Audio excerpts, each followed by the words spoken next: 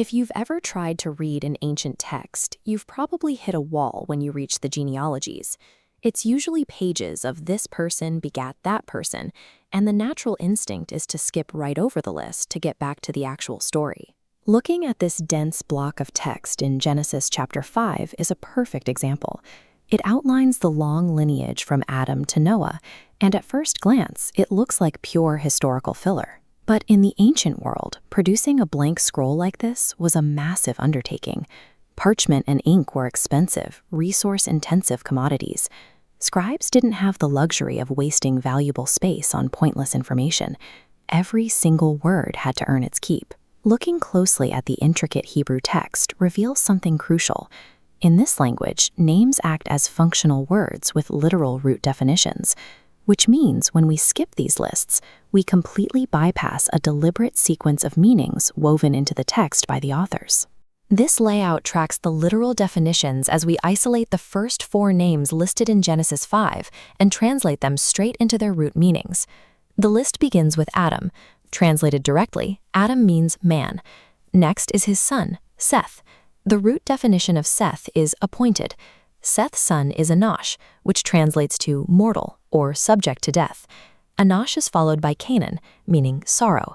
Read together in sequence, these individual names build a grim baseline for the human condition.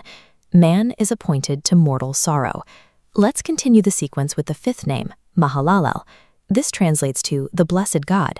Then we reach Jared. In Hebrew, this functions as the active verb phrase, shall come down. Next is Enoch, which translates as teaching. Notice how the sentence pivots abruptly here. We move away from human suffering to a promise of intervention. But the blessed God shall come down teaching. We finish the list with the final 3 generations. The 8th name is Methuselah, which translates to the complex phrase, his death shall bring. Methuselah is followed by Lamech, meaning the despairing.